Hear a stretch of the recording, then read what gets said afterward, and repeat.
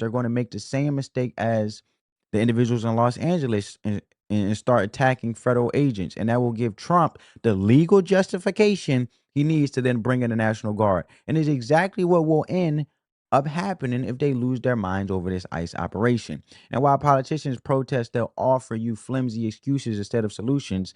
They'll talk about community based violence interruption or investing in root causes. But for families dodging bullets, these long term talking points offer zero comfort for the immediate danger they face every night. And the real issue is the connection between crime and illegal immigration. And when you talk about people coming into the country illegally, that is a crime. It's trespassing. If you get it convicted of trespassing on private property, you are a criminal. And it's the same thing when you trespass the United States of America. Democrats can try to play word games, but there is no difference. It's all the same. Surging federal agents from ICE and to a state.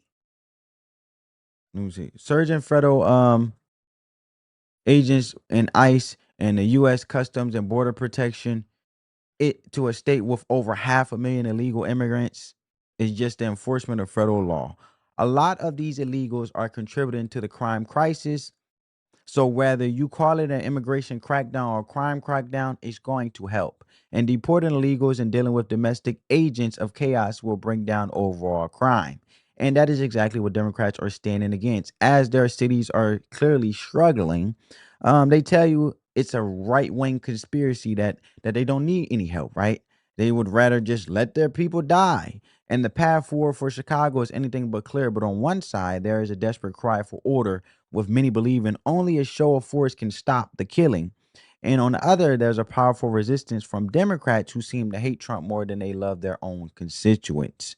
And so, what do you think is the right path? Is a federal crackdown on crime and illegal immigration necessary to that necessary step to restore safety, or are Democrats right to protest the help and let their city struggle?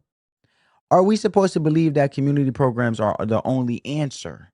And if they take years to work, even if they take years to work, let me know what you think in the comments, because the sounds of Labor Day weekend shootings are still echoing through Chicago. They echo in the homes of grieving families and in the halls of power, where the tragedy has become a political tool for Democrats to signal their opposition to Trump. And what we're seeing is a city at a crossroads. It's a tangled mess of real grief, legitimate fear, and cynical politics. And the hard reality for the people of Chicago is that while their leadership protests, the violence continues. And yes, they'll show you data that long term violent crime has been